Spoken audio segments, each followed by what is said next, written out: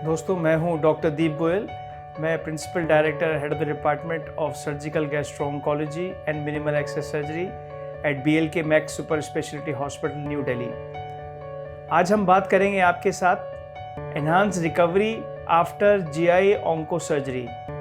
GI onco surgery का मतलब होता है पेट में होने वाले कैंसर जैसे food pipe, stomach, liver, pancreas, छोटी आंत, बड़ी आंत जिसको हम कोलन बोलते हैं, रेक्टम, एनल कैनाल जिसको हिंदी में हम गुदा बोलते हैं। इनके किसी भी ऑर्गन में अगर कैंसर होता है तो उसके ट्रीटमेंट में एनहांस्ड रिकवरी का क्या रोल होता है, वो प्रोटोकॉल का क्या रोल होता है। जैसा कि हम जानते हैं कि GI ऑन्कोलॉजी में सर्जरी एक बहुत ही इंपॉर्टेंट रोल प्ले करती है, साथ में रेडिएशन और कीमोथेरेपी का रोल होता है। सर्जरी काफ़ी बड़ी सर्जरी मानी जाती है क्योंकि उसमें हम एक पर्टिकुलर ऑर्गन को निकाल के और नया रास्ता बनाते हैं।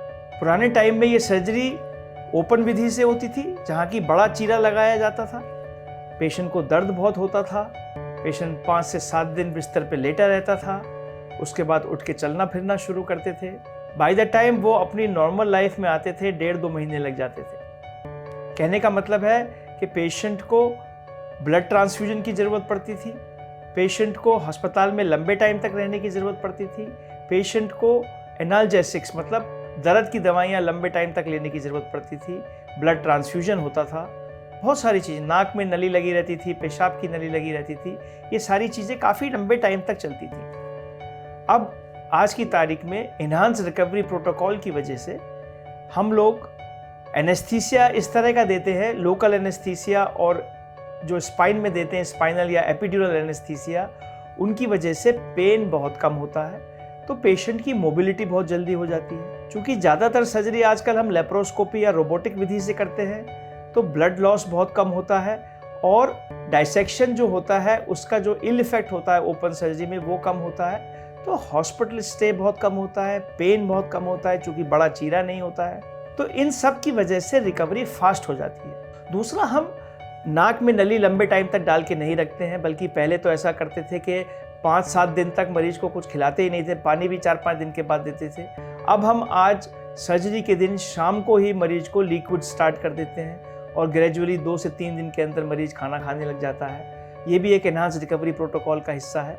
यूरिन का पाइप जिसको हम फोलीज कैथेटर बोलते हैं, वो भी अगले दिन सुबह निकाल देते हैं। तो इन सब जानकारी की वजह से और ये एनहांस रिकवरी प्रोटोकॉल की वजह से आज रिकवरी बहुत ही तेज़ हो गई है।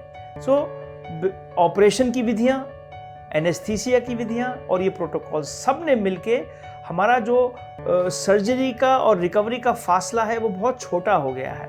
आज हमारा मरीज ज़्यादातर टाइम सिचुएशन में 3 से 4 दिन में छुट्टी हो जाती है और वो घर चले जाते हैं। कम एनाल्जेसिया की ज़रूरत पड़ती है, खाना जल्दी शुरू हो जाता है, ब्लड ट्रांसफ्यूजन की ज़रूरत नहीं पड़ती या बहुत ही कम पड़ती है, एनाल्जेसिक्स की ज़रूरत कम पड़ती है, मरीज मोबाइल बहुत जल्दी हो जाता है। इसका एक और महत्वपूर्ण फ़ायदा है एनहांस रिकवरी आफ्टर सर्जरी का, कि जब मरीज की जो रिकवरी है वो जल्दी हो जाती है तो जो ऑपरेशन के बाद का ट्रीटमेंट है जैसे कीमोथेरेपी या इम्यूनोथेरेपी है वो भी जल्दी शुरू हो जाता है। तो लिहाज में ऐसे बात ज़रूर मानी जाएगी कि उसका कैंसर कंट्रोल का तरीका बेटर हो गया है, क्योंकि आपका जो भी ट्रीटमेंट है वो जल्दी से जल्दी पेशेंट को मिल रहा है।